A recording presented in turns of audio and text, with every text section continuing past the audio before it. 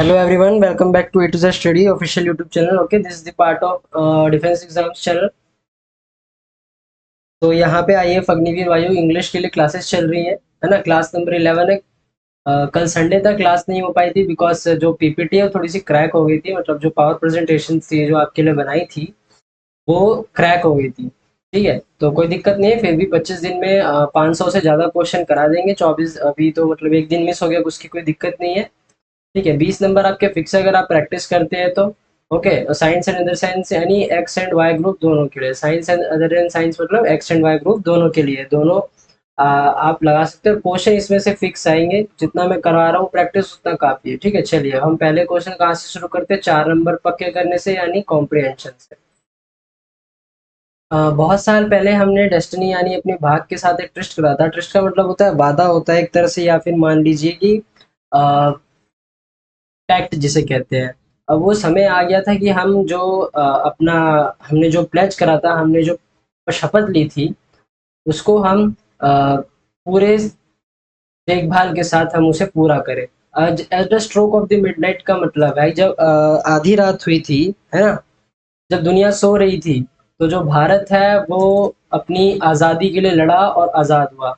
एक समय आया जहाँ पे इतिहास में रेयरली यानी बहुत कम हमने ऑट टू न्यू, जब एक समय खत्म हुआ, जब एक नेशन का सोल जो था बहुत दबा हुआ था, शांति मिली उसे। तो यहाँ पे हमने एक मोमेंट लिया, हमने एक समय लिया कि हम डेडिकेशन करेंगे, हम शपथ लेंगे कि जो इंडिया के लिए यानी भारत के लिए जो सर्विस है वो करेंगे। और जितने भी लोग हैं, हर हर इसलिए क्योंकि भारत जो है, हम इसको जो है हर इसलिए लगा रहे हैं बिकॉज भारत माता है ना, सबको मालूम है ना। हम अपने जो भारत का जो हमारा ज़मीन है हम उसे माँ मानते हैं, तो इसलिए यहाँ पे हर लगाया है। ओके, ताकि हम इंसानियत के लिए बहुत बड़े काम कर पाए। डॉन ऑफ द हिस्ट्री मतलब इतिहास में ये ऐसा स्टैंड हुआ। अनएंडिंग क्वेस्ट का मतलब है कि कुछ चीज़ें जो कभी ख़त्म नहीं होती है ना। और ट्रैकलेस सेंचुरीज यानी कई शताब्दियाँ जो कि एक सक्सेस से और कुछ फेलियर से डिक्ली इंक्रीज और डिक्रीज हुई थी। इल फॉर्च्यून था यानी मतलब थोड़ा सा जो अभी एक तरह से बीमारी मान लीजिए। इल फॉर्च्यून का मतलब ये होता है। और जिसने हमें क्या दी? स्ट्रेंथ दिया, थोड़ी सी समझदारी दी, थोड़ी सी ताकत दी। ओके, क्या दिया? थोड़ी सी समझदारी दी और ताकत दी। अब हमने जो यहाँ पे है किल फॉर्च्यून ख़त्म कर दिया। इंडिया ने अपने आप को फिर से डिस्कवर करा। अचीवमेंट जो हुई थी हमने सेलिब्रेट करा। हमने जो जितनी भी अपॉर्चुनिटी थी, जितनी भी ड्रीम्स थे, जितनी भी जीत थी, मतलब ड्रीम्स का मतलब होता है विक्ट्री। ठीक है, क्या होता है? विक्ट्री होता है। इस चीज़ को याद रखना। ओके, और जितनी भी अचीवमेंट्स थी वो हमारा इंतज़ार कर रही थी। हम क्या इतने ब्रेव थे, इतने वाइज थे, समझदार थे कि हम उस अपॉर्चुनिटी को ग्रैब्स करें और चैलेंज को ग्रैब्स करें यानी पकड़े फ्यूचर के लिए। और जो फ्रीडम और पावर था वो उसने हमें रिस्पॉन्सिबिलिटी थी। जो रिस्पॉन्सिबिलिटी थी वो असेंबली के थ्रू थी। एक सवर्न बॉडी थी जैसा कि आपको पता है ना, represent sovereign people of India. Okay, चलिए इसके अब रिलेटेड क्वेश्चन करते हैं। क्वेश्चन नंबर 1, आई होप आपको पैराग्राफ समझ में आया होगा, है ना। अकॉर्डिंग टू द राइटर, एक राइटर के हिसाब से कौन सा प्लेज जो है जो भारत के लोगों ने लिया था एक मोमेंट पे, तो क्या लिया था कि वो ह्यूमैनिटी के लिए बहुत बड़े काम करेंगे, है ना। यहाँ पे है ना, to the still larger cause of humanity. Okay, चलिए question number 2, out of the following which one opposite meaning word suppress? Suppressed का अपोजिट मीनिंग क्या है? सप्रेस्ड का मतलब होता है किसी को दबाना। ठीक है, सप्रेस्ड का मतलब क्या होता है? किसी को दबाना। ओके, सप्रेस्ड का क्या मतलब होता है? किसी को दबाना, फोर्सफुली दबाना किसी को, है ना, घुटनों पे लाना। लेकिन इनसाइड का मतलब क्या होता है? Move to action. इनसाइड का मतलब क्या होता है? Move to action. ये होता है किसका मतलब? इनसाइड का मतलब। ओके, कॉन्कर का मतलब आपको पता है, एक तरह से कंट्रोल करना किसी चीज का, क्रश का करना किसी चीज को, तोड़ देना। सबड्यू का मतलब किसी चीज से फोर्स हटाना। ओके, चलिए आगे बढ़ते हैं।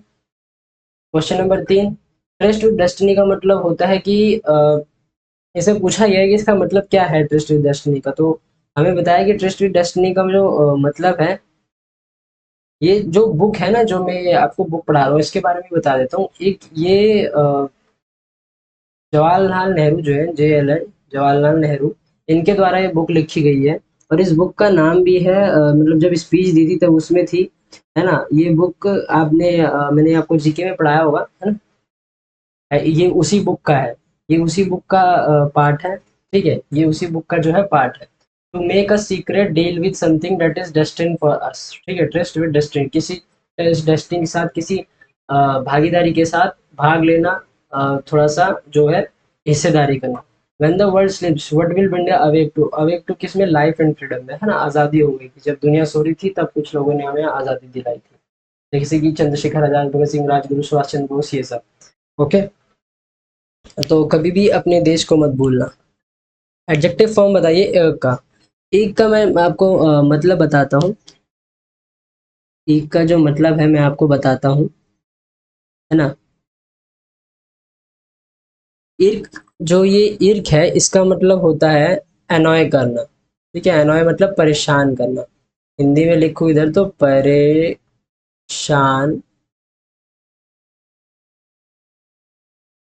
करना, ठीक है। तो इसका एडजेक्टिव पूछ रहा है, तो इसका होगा एक सम। क्या होगा, एक सम, ठीक है। चलिए आगे बढ़ते हैं। क्वेश्चन नंबर 7, इस इडियम का या फिर मुहावरे का मतलब बताइए, बाय हुक और बाय क्रुक। तो इसका मतलब होता है साम दाम दंड भेद, यानी बाय एनी मीन्स, यानी किसी भी तरह से, ठीक है। बाय हुक और बाय क्रुक का मतलब क्या होता है, किसी भी तरह से। चलिए क्वेश्चन नंबर 7, यहाँ पे हमें इनकरेक्ट स्पेलिंग बतानी है। क्या बताना है, इनकरेक्ट स्पेलिंग बतानी है। Wrongly, wrongly correct spelled word का मतलब होता है इनकरेक्ट, ठीक है। तो बताइए। तो यहाँ पे जो गलत है वो है अग्रेशन, बिकॉज यहाँ पे डबल आर नहीं है। अग्रेशन की मैं आपको जो है, सॉरी, यहाँ पे डबल आर की बात कर रहा हूँ। स्पेलिंग तो सही है, मैं भी थोड़ा सा भूल जाता हूँ कभी कभी, है ना। उसी चीज़ के लिए मैं चुप हो गया था, बिकॉज मैं गिन रहा था। इसकी स्पेलिंग ये होती है AGGRESSION, ठीक है। क्या होती है, AGGRESSION। एग्रेशन का मतलब होता है एंगर, ठीक है, फीलिंग फॉर एंगर, गुस्सा होना। एग्रीगेट का मतलब होता है, ठीक है, एग्रीगेट का मतलब क्या होता है, एग्रीगेट का मतलब होता है किसी चीज को एक तरह से, किसी कुछ चीजों को, यानी एक तरह से कंबाइन करना कह लीजिए, ठीक है। एक तरह से क्या कह लीजिए, कंबाइन करना कह लीजिए, किसी चीज को मिलाना, मिलावट भी कह सकते हैं इसको, मिलावट। हिंदी हिंदी इंग्लिश दोनों में लिखवा देता हूँ, ठीक है। थोड़ा सा मैं कोशिश कर रहा हूँ कि ढंग से लिखूँ कि आपको समझ में आए, ठीक है। और एग्री का मतलब तो आपको भी पता है क्या होता है ना, किसी के साथ एग्री करना, हाँ करना, ठीक है। एग्रीवेट का मतलब क्या होता है, किसी को प्रॉब्लम करना या फिर कुछ सीरियस करना, ठीक है। और कुछ ज़्यादा खास बात नहीं है। सिमिलर, सिमिलर मतलब सिनोनिम। फैबुलस, फैबुलस का मतलब क्या होता है, सिमिलर यानी फैबुलस का मतलब होता है, फैबुलस का मतलब होता है बहुत अच्छा, तो इनक्रेडिबल होगा इसका आंसर। क्या होगा, इनक्रेडिबल होगा। इनक्रेडिबल का भी मतलब होता है फेमस का मतलब जिसकी बहुत जान, प्रेशियस का मतलब बहुत ज़्यादा खास, ठीक है। यहाँ पे टू का लिखवा देता हूँ, बहुत ज़्यादा खास, ठीक है। प्रेशियस का मतलब होता है खास। और फेबल का मतलब होता है, फेबल का लिखवा देता हूँ, फेबल का बहुत कम लोगों को पता होगा। एक शॉर्ट स्टोरी होती है, ठीक है। फेबल का मतलब होता है शॉर्ट स्टोरी। ओके, चलिए आगे बढ़ते हैं। क्वेश्चन नंबर 9, अपोजिट, अपोजिट मतलब क्या होता है, एंटोनिम होता है ना। अपोजिट मतलब क्या होता है, एंटोनिम होता है। मेलेडियस, मेलेडियस का मतलब होता है, मेलेडियस का मतलब होता है आपका जिसकी आवाज़ बहुत सुरीली हो, ठीक है ना। मेलेडियस का मतलब होता है आपका जिसकी आवाज़ बहुत ज़्यादा जो है सुरीली हो। तो उसका सेकंड ऑप्शन क्या हो जाएगा, मतलब अपोजिट क्या हो जाएगा, जो कौवे की तरह काय काय करे, है ना। अगर इसे हम कोयल बोलते हैं, इसे हम कोयल बोलते हैं, तो इसे हम कौवा बोलेंगे, ट्यूनलेस, जिसका कोई धुन ना हो, जिसका कोई धुन ना हो, है ना। यही तो बोलेंगे, सही बात है। चलिए यहाँ पे लिख देता हूँ फिर से, एंटोनिम मतलब, और इसका आंसर क्या है, ट्यूनलेस, ठीक है। ओडियस का मतलब क्या होता है, ओडियस का जो मतलब होता है वो भी होता है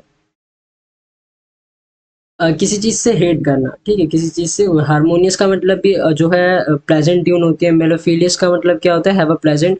यानी ये दोनों जो है, ये दोनों ये इसके सिनोनिम्स है, ठीक है, ये इसके क्या है, सिनोनिम्स है ना, ये दोनों सिमिलर है। और बाकी एक ही इसमें अलग है, और जो ये वाला ऑप्शन है ये बिल्कुल हटके है, तो इसकी कोई ज़रूरत नहीं है जानने की। Question number 10, abstract noun of patient. Patient का एब्स्ट्रैक्ट नाउन क्या होता है? पेशेंट का एब्स्ट्रैक्ट नाउन होता है पेशेंस, ठीक है। पेशेंट का एब्स्ट्रैक्ट नाउन क्या होगा, पेशेंस होगा।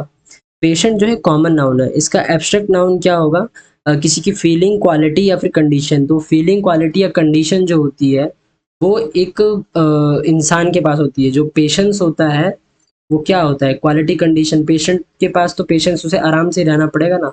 डिजनेस, सिकनेस, इलनेस, ये तो सेम चीज़ है, ठीक है। Abstract noun of ill, abstract noun of ill है क्या, इलनेस। डिजीज जो है एक कॉमन नाउन है ना, क्या है ये, कॉमन नाउन है, कॉमन नाउन। और सिकनेस क्या है, सिकनेस का, सिक का एब्स्ट्रैक्ट नाउन, ठीक है, सिक का क्या है, एब्स्ट्रैक्ट नाउन। ओके, तो ये चीज याद रखिएगा। चलिए आगे बढ़ते हैं। Question number 11, he did not accept the job of a factory manager. क्या है, पैसिव फॉर्म करना है ना, यानी ये तो पता है हमें कि एक्टिव में, तो इसका मतलब हमें आसानी होगी अब करने में, ठीक है, क्या करने में, इसे पैसिव बनाने में। ओके, चलिए इसे अब पैसिव बनाते हैं। He did not accept the job of a factory manager, ठीक है, तो यहाँ ठीक है, the job of a factory manager यहाँ पे आ जाएगा, यहाँ पे एकदम सही है। अब जो बनेगा, यहाँ पे क्या बनेगा, है ना, अब जो यहाँ पे बनेगा वो यहाँ पे क्या बनेगा, एक बार जरा आप सोचिए, ठीक है। तो यहाँ पे आपका बन जाएगा, उसने एक्सेप्ट नहीं करा, तो यहाँ पे डिड तो आएगा नहीं, बिकॉज डिड आ गया है, तो कोई फायदा नहीं है डिड लगाने का, डिड लगाने का कोई सेंस ही नहीं होता, है ना। तो यहाँ पे अगर डिड है तो इसका मतलब पता है कि ये पास्ट में है। अगर डिड का मतलब पास्ट में है तो पास्ट का मतलब यहाँ पे वॉज आएगा, है ना। वॉज आएगा, was not accepted by him, उसके द्वारा एक्सेप्ट नहीं करा गया, ठीक। चलिए आगे बढ़ते हैं क्वेश्चन नंबर 12 की ओर। इनडायरेक्ट स्पीच है। रिंकी ने कहा पिंकी से कि क्या तुम केआर मार्केट जा रही हो, are you going to KR market today. Rinki ने कहा पिंकी से, यहाँ पे क्वेश्चन मार्क है तो इसका मतलब पूछा होगा, तो आज सही है पिंकी। इफ तक तो सब सही है, ठीक है, इफ तक जो है सब सही है, बिकॉज यहाँ पे पूछा गया है तो हमें बताना पड़ेगा इफ, अगर, ठीक है। तो यहाँ पे जो आएगा नेक्स्ट वो क्या आएगा, इफ शी वॉज, हाँ, क्योंकि वो जा रही थी, उसने तीसरे बंदे को बनाया तो ये पास्ट हो जाएगा, तो इसका ऑप्शन नंबर क्या होगा, शी वॉज गोइंग टू के are market that day.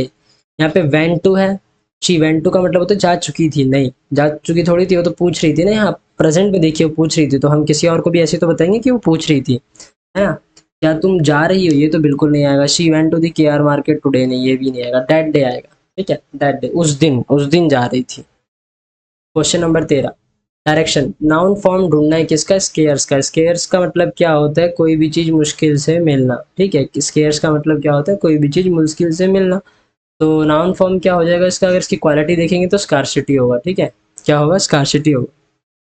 Scarcity का मतलब पता है ना सबको क्या होता है, स्कार्सिटी का मतलब होता है किसी चीज का आपका किसी चीज की कमी होना, ठीक है, किसी चीज की कमी होना। मान लो जैसे अब बारिश नहीं होगी तो खेतों को पानी नहीं मिल पाएगा ना, धान को जो है, धान का समय अभी, धान को पानी नहीं मिल पाएगा अगर बारिश नहीं होगी तो इसलिए उसे क्या कह देंगे, स्कैरसिटी कह देंगे, ठीक है। चलिए स्कैरसिटी ऑफ रेन कहेंगे उसे, क्यों, पानी, बारिश नहीं हो रही है। There is no error. चलिए ओमिट वाला आ गया, पहले हम करेंगे क्या, ओमिट करेंगे फिर एरर ढूंढेंगे, ओमिट करेंगे फिर एरर ढूंढेंगे, एरर ढूंढ के ओमिट कर देंगे तो मजा आ जाएगा क्वेश्चन बनाने में, और क्वेश्चन को खा जाएंगे एकदम, चाहे वो पेपर में हो चाहे वो इधर मॉक टेस्ट में। Neither the girl nor her sister wants to do her course, यहाँ हर नहीं आएगा, ठीक है, यही पता चल गया कि हर नहीं आएगा, बिकॉज यहाँ पे देयर आएगा। क्या आएगा, देयर आएगा। देयर क्यों आएगा,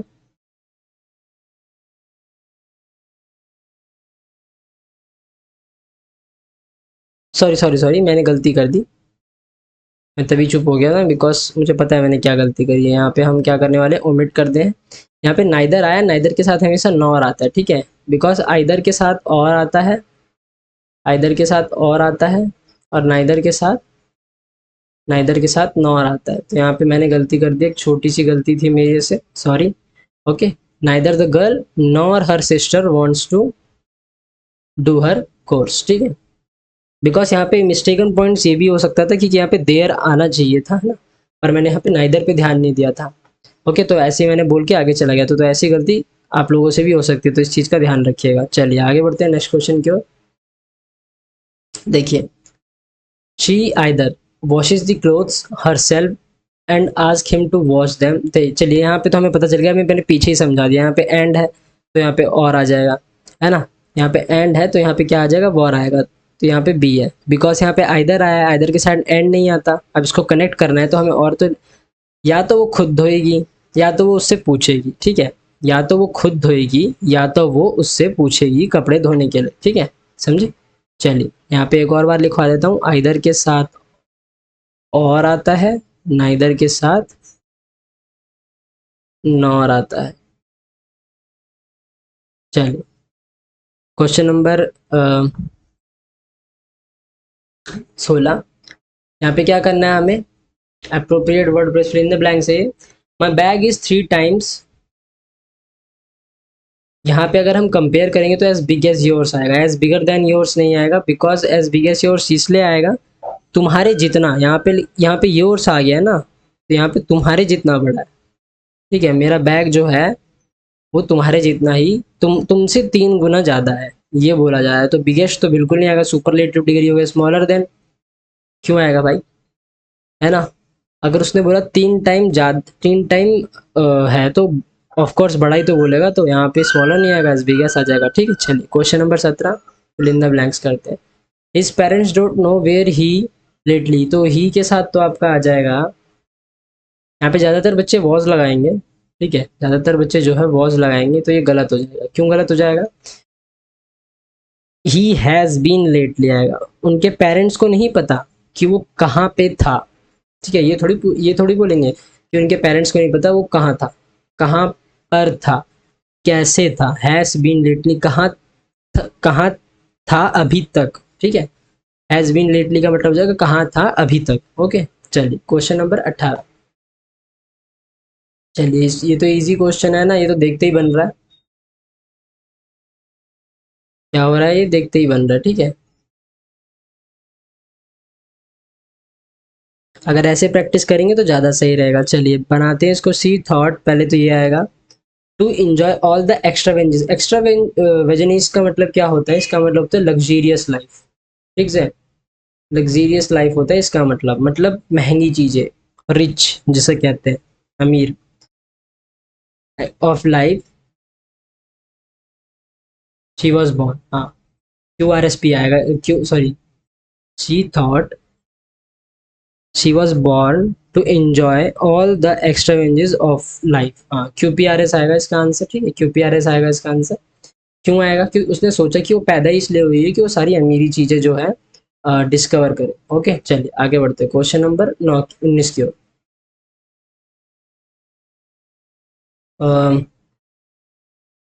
यहाँ पे भी ये थोड़ा सा हार्ड है, हार्ड भी नहीं है, मीडियम लेवल का, आराम से बन जाएगा। चलिए बनाते हैं, मेरे साथ साथ बनाइएगा। Okay, of contracting the disease and you have a level of hopelessness add this emotional toll to fear and defeat that can be catastrophic। तो इसका आंसर तो सबसे पहले आर से शुरू होगा, ठीक है, आर से क्यों, बिकॉज यहाँ पे सारे कनेक्टिंग वर्ड्स हैं, ये देखिए सारे यहाँ पे क्या है, कनेक्टिंग वर्ड्स है, तो पहले शुरू नहीं होता कनेक्टिंग वर्ड से, पहले वर्ड बनाते हैं फिर उसे किसी से कनेक्ट करते हैं। Add this emotional toll to fear, ठीक है, तो हमारे पास आर से 2 ही है, एक ये है एक ये है, तो ये दोनों डेफिनेटली नहीं हो सकते, ठीक है, पहले ऑप्शन एलिमिनेट करो। अगर आप गलती से भी लगा देते हो तो ये गलत हो जाता है, लेकिन जैसे मैंने कहा कि कनेक्टिंग वर्ड ढूंढो फिर लगाओ, और ऐसे करोगे तो ये तो हमें पता चल गया कि ये दोनों तो हो ही नहीं सकते, बिकॉज आर फर्स्ट में और फोर्थ में, ठीक है, चलो ढूंढते हैं आप, और उसके बाद लगाओ at this emotional toll to the fear, of आएगा क्योंकि इसके पास जो है कनेक्टिंग वर्ड होगा वो ऑफ ही होगा, तो R P Q S, of contract the disease and you have a level of hopelessness and defeat that can be catastrophic, ठीक है। चलिए आगे बढ़ते हैं, question number 20। American law, election law जो होता है फुल ऑफ किस चीज़ से फुल होता है, and in most cases the process remains under cloud. Under cloud का मतलब होता है कि दबी होती हैं चीज़ें, किसी को पता नहीं चलता जल्दी कि क्या हो रहा है क्या नहीं हो रहा, ठीक है। तो ये होता है अनसर्टेनिटीज, जब हमें पता ही नहीं है। अंडर क्लाउड का मतलब यहाँ पे पता चल गया ना आपको कि छुपी हुई चीज़ें होती हैं। अंडर क्लाउड का मतलब क्या होता है? अंडर क्लाउड का मतलब होता है छुपाना, चीज़ों को छुपाना, ठीक है, चीज़ों को जो है छुपाना। तो अंडर क्लाउड का मतलब ये पता चल गया। तो यहाँ पे अनसर्टेनिटीज ही आएगा, क्योंकि हमें थोड़ी पता है क्या, फुल ऑफ अनसर्टेनिटीज। ओके चलिए, आज की क्लास जो है अभी खत्म हो जाती है, ठीक है। लाइक कर दीजिएगा, कोई डाउट हो तो बताइएगा, पूछिएगा कमेंट बॉक्स में, शेयर कर दीजिएगा वीडियो को। पीडीएफ जो है इसका आपको टेलीग्राम ग्रुप में ऐसा लिंक मिलेगा डिस्क्रिप्शन में, ज्वाइन कर लीजिए उसको, वहाँ पे पीडीएफ मिल जाएगा टाइम टू टाइम। सब्सक्राइब करके जो है बेल आइकन बटन दबा दीजिएगा, क्यों? नोटिफिकेशन के लिए, जिससे कि आपको सारी की सारी नोटिफिकेशन एक ही बार में मिल जाए, ठीक है, जितनी भी वीडियोस अपलोड हो। क्योंकि अब पेपर पास आने वाले हैं, तो धीरज सर और साथ में मैं एकदम, उनको टाइम नहीं मिल रहा, लेकिन वो ऑफलाइन वीडियोस जरूर जो है अपलोड कर दे रहे हैं। बिकॉज 10 जुलाई हो गई है आज, ठीक है। अब आपके पास मुश्किल से 15 दिन है, क्योंकि 25 से पेपर स्टार्ट हो जाएंगे, तो मुश्किल से 15 दिन है। तो अच्छे से प्रैक्टिस करिए, चाहे इंग्लिश हो चाहे जीके हो। जीके क्वेश्चन वो करवा दे रहे हैं, अच्छे वाले क्वेश्चन करवा रहे हैं। इंग्लिश की प्रैक्टिस आप यहाँ से करिए, मैथ की प्रैक्टिस आप वहाँ से करिए, रागा की प्रैक्टिस चल रही है बढ़िया एकदम। तो बस प्रैक्टिस के ऊपर है, आप जितनी अच्छी प्रैक्टिस करेंगे उतना अच्छा आपके लिए सही है, ठीक है। चलिए, आप कल मिलते हैं। जय हिंद, जय भारत, वंदे मातरम।